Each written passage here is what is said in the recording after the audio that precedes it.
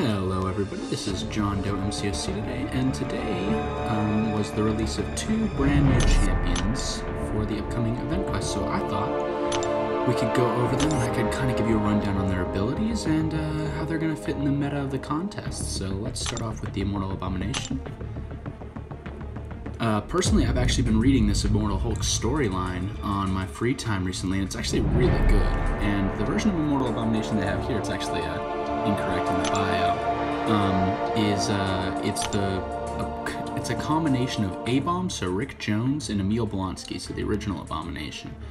And this guy, checking out his abilities here, of course I can't see the SIG ability yet, but just checking out his base abilities so far, if you can poison the target, kind of similar to Archangel, if you can poison the target, the game's pretty much over. So we got right here from these corrosive poisons, got a 15% chance to inflict them, just with his basic hits, or contact even, so blocking and receiving hits as well, and that deals about 3,000 damage. And this, of course, is 6-star rank 3, so this is about as high as you can get, but still, it's worth taking into account that that's quite a bit. So it's quite a bit of damage there, but then once they reach 10 poison debuffs, and of course this is over 25 seconds, so that's not going to be very hard to do. It's a 24,000 damage over 5 seconds, which is, I mean, more than most the base health of most 4-stars once you get them past like rank 4. So that's pretty crazy. And we've also got this little burst of physical damage here that you get when they're suffering from an acid burn, which is only 5 seconds, but still it's worth noting. You're going to get a little bit of bonus damage and you're not going to be blockable, which is pretty cool. And of course it's got this little petrify thing, which I think he shares with Hulk.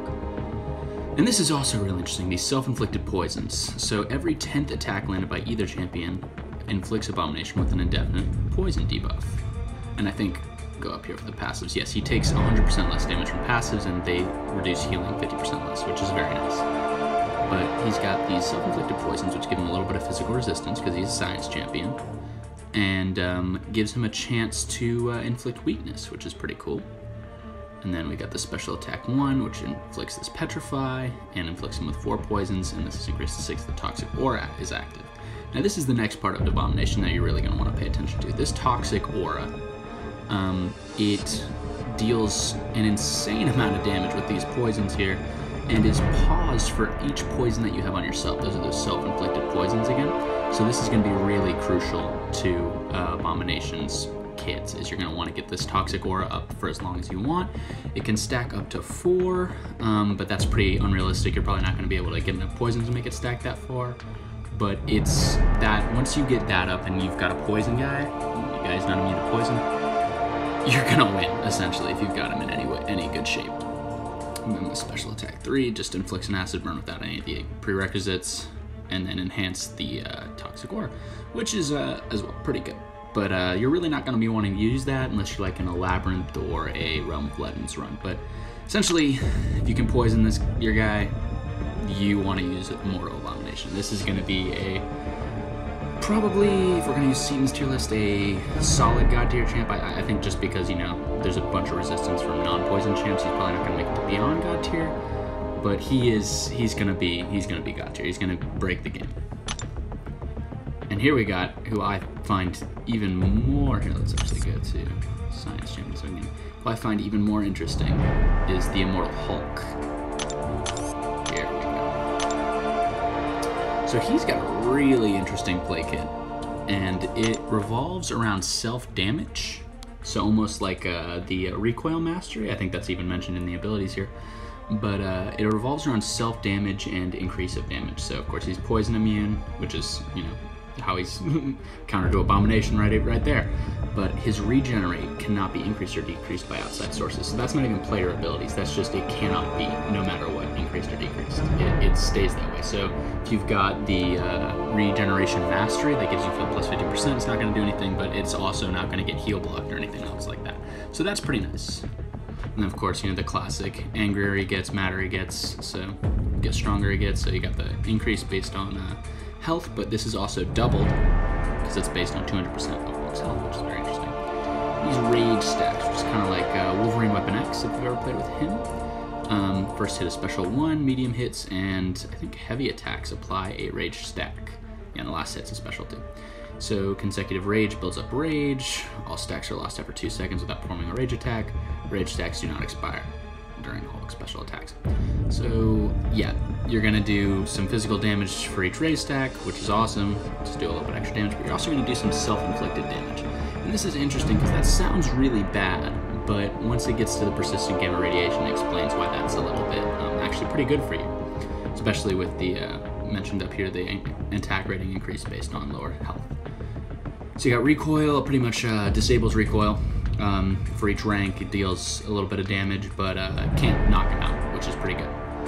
And then you got this persistent gamma radiation. This is really what his kit revolves around, which is just scales with his health. So 20% of the damage dealt to Hulk is stored as gamma radiation. 60% of damage dealt to Hulk while afflicted with a degeneration, so like annoying mystic degeneration like Dormammu or like Bane, nodes like that. And then 100% of self-inflicted damage is stored as gamma radiation. And immortality.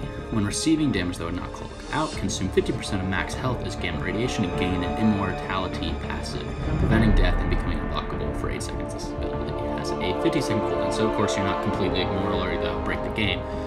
But he is pretty hard to kill because he's got this regen after the unblockable and immortality. He's got this regen that's going to recover about 10% of his health, I think it was. And that's plus all of his gamma radiation. So all the damage that you've inflicted to yourself, all the damage that's been, or 20% of the damage that's been inflicted to you, or 60% if you got a degen. So that's going to be pretty major. I mean, that's going to shoot him pretty much back to full if you're playing right. And then the heavy attacks, this is probably just what you're going to want to use to, you know, get some extra cheeky damage off and reset the rage timer, which is pretty awesome. So that's, yeah, you're actually probably, well, like Archangel, you're probably going to want to spam heavy attacks with this guy because that gives you a lot of attack rating and, you know, the rage stacks itself. Special attack 1, just like regular Hulk, has a stun. Special attack 2 inflicts a suppression debuff for rage stacks. So it's going to put your power rate down. Oh, that's cool. So you could actually probably, let me do some math here in my head. You can get that 90% down power rate if you have enough rage stacks. That's pretty cool. I did not know that before. And then you add 15% to gamma radiation, so that can be brought back as health, and a petrified debuff. What's also really cool about Hulk is this signature ability, which I know just from reading forums, is that he inflicts a petrify on the start if you've got that signature ability. And then, of course, he's got that petrify from the special 3, which I just showed you. And then in these signature bonuses, he also gets a petrify from Captain Marvel.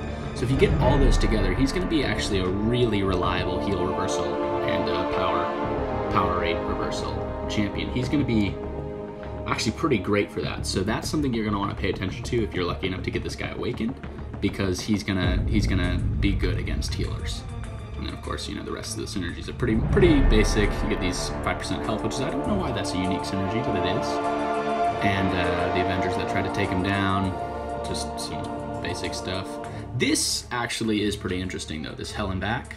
So it takes away 50% of his current health and gains an equal amount of gamma radiation. So, you know, you're gonna be dealing that self-damage to yourself, but you're gonna be getting that little bit of bonus back. So that's pretty cool. And then some Dormammu gets a pretty beefy attack bonus there. And then Mephisto gets a little bit more soul charges. So nothing too insane on the synergies, but clearly this guy is going to be pretty amazing. He's going to be a pain on Alliance War defense, I'll tell you that. But yeah, let me know what you think of these guys in the comments, and hopefully you are lucky enough to get them from Crystal because they seem pretty awesome.